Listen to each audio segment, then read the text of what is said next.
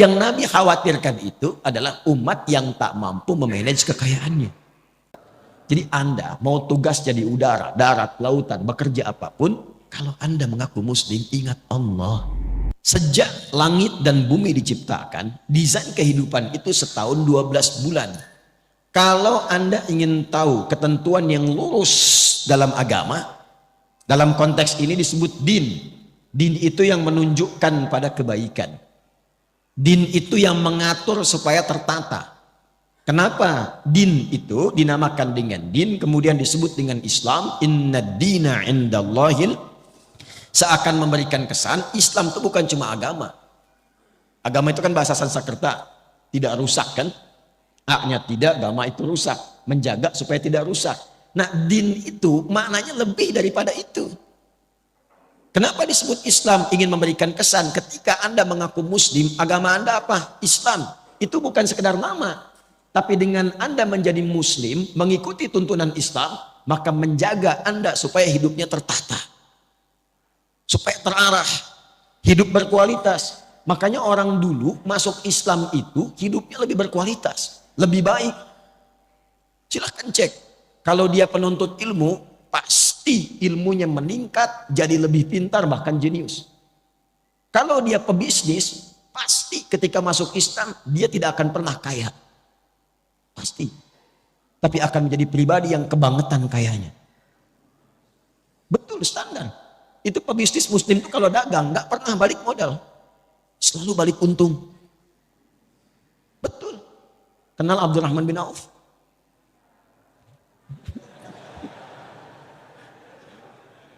Saya nggak akan tanya kenal di mana. Saya itu riset ilmiah. Ini dipertanggungjawabkan dan disidang oleh profesor-profesor di satu kampus. Singkatnya begini, saya riset perbandingan pra-Islam dengan pasca-Islam. Abdurrahman bin Auf, singkatnya saat masuk Islam, itu dalam bisnisnya yang berkah itu, kalau dikonversi ke sekarang, aset dan semuanya, itu nilainya 72.000 triliun.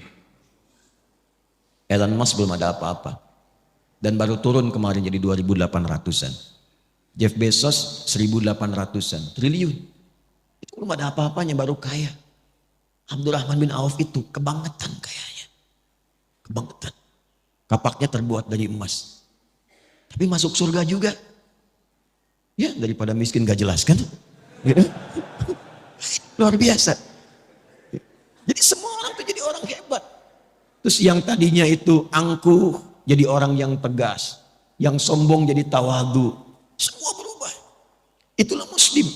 Jadi kalau hari ini ada yang mengaku orang Islam, kok bisa kata-katanya menjadi kotor? Kakinya melangkah pada yang tidak baik. Masa depan tidak tertata. Nggak tahu kegiatan apa yang mau dikerjakan. Berarti ada yang belum sempurna dalam keislamannya. Nah, ini yang menjadikan kita diminta oleh Al-Quran, coba tata supaya lurus. Dzalika dinul qayyim. Qayyim itu kan lurus, tegak, berkualitas, benar. Sifatnya disebut dengan qiyam. Orangnya qaim, yakum. Setiap mau sholat kita akan ada iqamah kan? Aqama yuqimu, supaya sholatnya benar, lurus, tertata, safnya lurus. Itulah muslim. Itulah muslim. Nah, singkatnya di ayat ini, gambaran cepatnya orang Islam itu mesti punya planning, konsep kegiatan yang jelas. Dalam mengatur waktunya, setidaknya dia punya program dalam setahun itu 12 bulan apa yang mau dikerjakan. Nanti akan ditarik ke harian. Makanya nanti akan dibagi ke dalam konsepsi waktu sholat. Itu setiap harinya. Tapi targetnya tahunan. Jadi Anda ini dalam setahun punya rencana apa? Kalau mau ditarik ke dunia dulu misalnya, ya coba. Dalam konteks Anda nih yang belajar mahasiswa. Dalam setahun ini apa yang mau dicapai? Kenapa yang dipilih kampusnya itu? Mau jadi apa ke depannya? Petakan, turunkan. Dibagi ke dalam 3 bagian minimal. Makanya minha arbaatun hurum. 12 dibagi 4. Berapa? 3. Jatuhnya per trimester. 3 bulan, 3 bulan, 3 bulan. Bagi 4 bagian. Dievaluasi. Sudah tercapai belum? Tercapai belum? Apa yang harus dilengkapi? Apa yang harus dikurangkan? Target IPK berapa? Itu turunkan. Bisnis demikian. Dalam setahun evaluasinya bagaimana? Itu standarnya, itu paling rendah, paling standar. Nah semakin tinggi lagi imannya, maka dia melampaui batas-batas dunia. Itu targetnya langsung akhirat. Targetnya langsung apa? Akhirat. Jadi cara menyusunnya begini, mohon izin saya tidak bermaksud mengajari, hanya menuangkan apa yang Al-Quran berikan petunjuk kepada kita. Jadi kalau seorang muslim itu semakin tinggi imannya, semakin kuat imannya, semakin banyak amal solehnya, itu orientasi hidupnya, dia memasang target akhirat dulu, baru tarik ke dunianya. Itu ada di Quran surah 59 ayat 18.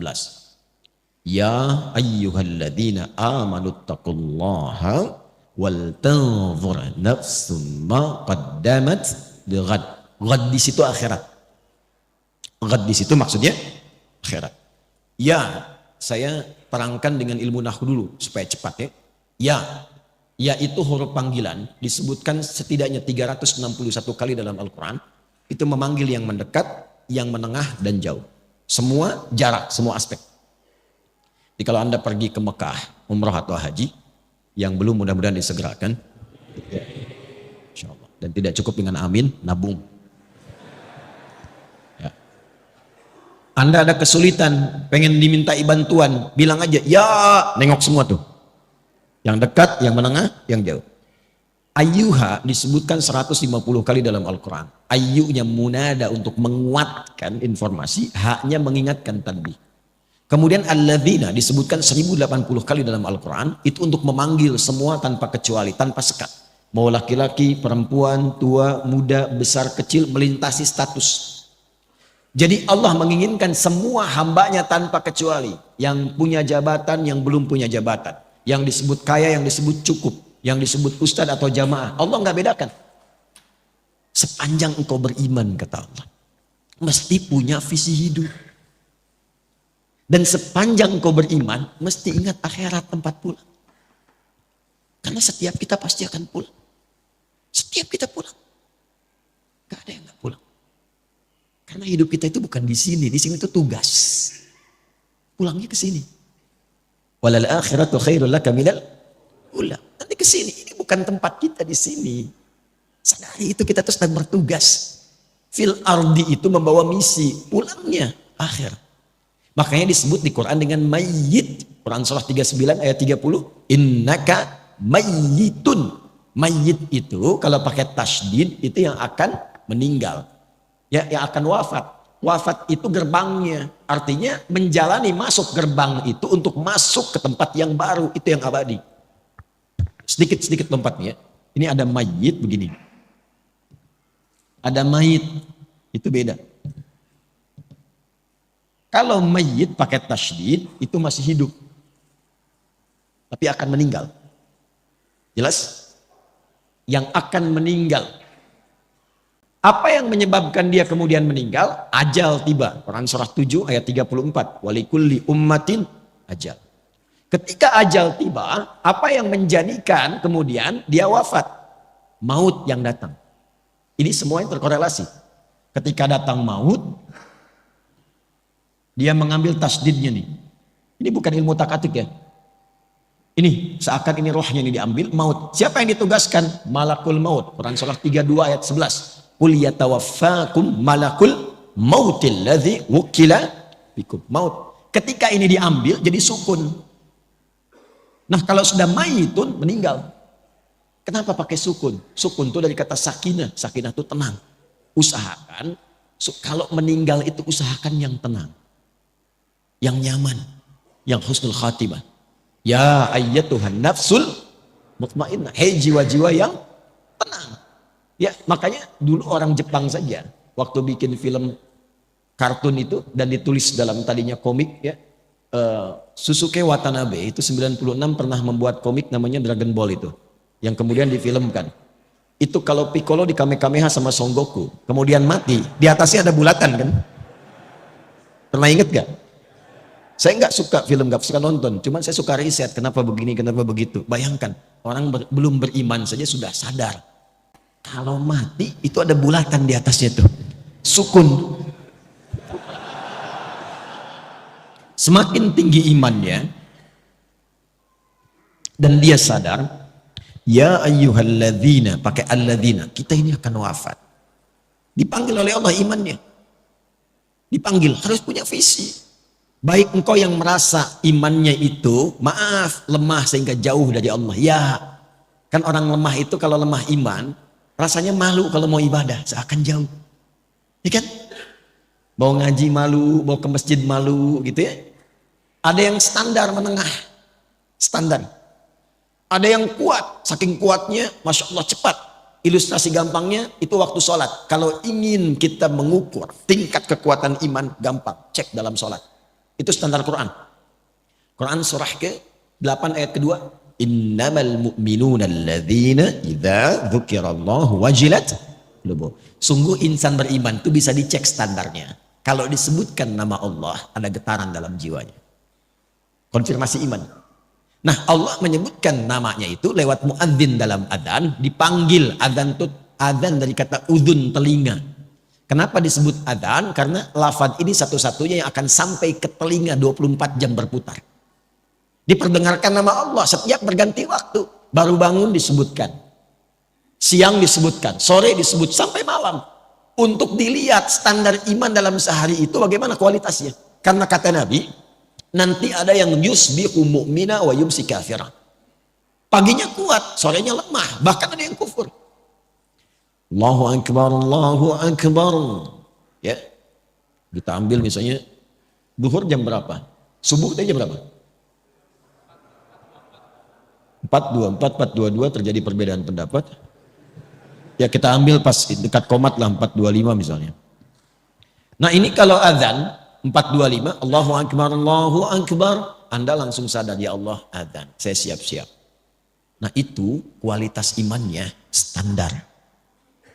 Standar. Belum kuat. Tapi kalau dari jam 4 Anda sudah siap-siap, belum dipanggil. Sudah ada getaran untuk merespon. Itulah iman yang kuat. Tapi kalau dipanggil 4.25, Anda baru sadar 5.24.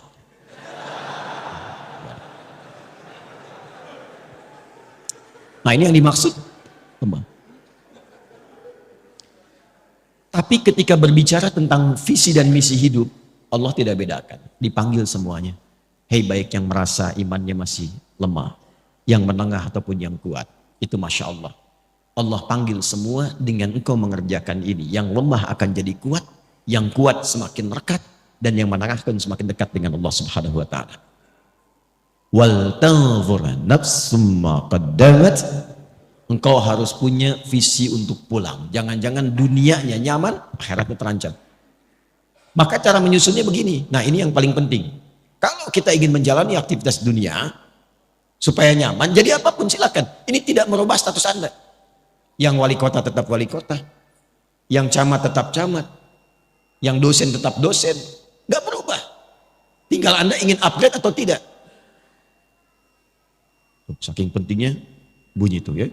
Mengingatkan, ya suruh nanti saya terangkan. Tarik ini sampai ke masa kita sekarang. Dari sini dulu. Dari akhirat. Ini kan tempat pulang terakhir kan. Logika sederhananya begini.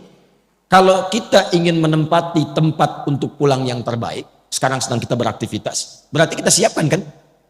Tempat yang bagus, kalau pulang nyaman, tempatnya enak dan sebagainya. Nah Allah sudah menawarkan melalui Rasulullah, ada 8 tempat indah saat pulang di akhirat. 8 jenis. Yang disebut dengan jannah, surga. Jadi surga itu ada 8 jenisnya. Dari mulai yang biasa, tapi maaf, sebiasa-biasanya pun surga. Ya, mala ainan ra'at wala udhunun sami'at wala khatara ala qalbi bashar. Itu indah. Ingin apapun seling langsung ada. Itu ada di Al-Baqarah ayat 25. Wa utubihi mutasyabihat. Antum sekarang, waduh lapar nih, dan nunggu dari tadi, ya kan? Pengen makan, pengen sarapan, pengen macam-macam. Di surga beda. Begitu antum ingat nasi uduk, celing ada. Apa aja? Itu yang surga biasa. Apalagi yang indah seperti Firdaus, surga Aden, Darussalam, Jannatun Na'im. Pertanyaannya, saya cuma tanya 2 hal. Satu, siapa yang ingin masuk surga? Alhamdulillah. Tapi tidak semua yang ingin ke surga itu yang tahu dan jelas punya gambaran surga mana yang mau dimasuki. Antum nih yang kuliah, kalau nggak tahu apa yang mau dicapai, kampus mana yang mau dipilih? Mau jadi apa? Anda kalau nggak punya visi, untuk apa Anda bekerja beraktivitas, akan bingung apa yang mau dikerjakan. Hasilnya apa yang mau diraih. Nah kita tarik dari atas, surganya mau yang mana? Supaya jelas. Nanti dari situ muncul kurikulum. Itulah yang dikerjakan selama hidup. Itu aja terus. Sampai wafat. Hidup itu kan gampang, cuma tinggal menunggu wafat saja. Setelah itu selesai kita mendapatkan apa yang disiapkan. Nah saya ingin cepat karena waktunya tinggal 15 menit lagi. Setelah itu kalau ada waktu kita diskusi supaya memberikan kesempatan Syuruk dan yang lainnya. Fokus baik-baik. Saya akan cepat dari 8 jenis surga ini kita sepakati dulu jamaah. Mau surga yang mana? Ya, nggak apa-apa. Saya paham ya. Kalau kan selalu terjadi begitu, nggak ada masalah ya. Nggak ada masalah. Memang rumusnya begitu. Kalau kita mau pilih sesuatu, pilih yang tinggi. Sehingga nanti effortnya dari dalam diri kita itu semakin kuat ingin mencapai. Jadi kalau nggak nyampe, nyangkutnya masih deket-deket.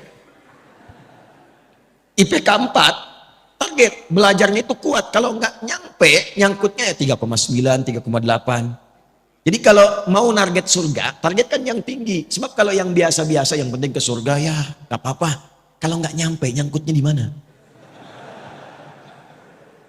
Jadi Firdaus. Sudah? Oke, tarik ke sini. Tinggal keluarkan di Al-Quran kurikulum surga Firdaus. Tunggangi aktivitasnya di bumi. Dan alhamdulillahnya nggak pernah disebutkan dalam Quran hanya kiai, hanya ustadz, hanya habib, hanya tokoh, hanya ulama masuk surga ini. Tidak. Allah turunkan dalam bentuk sifat dan kegiatan kurikulum. Quran surah ke-23 ayat 1-9.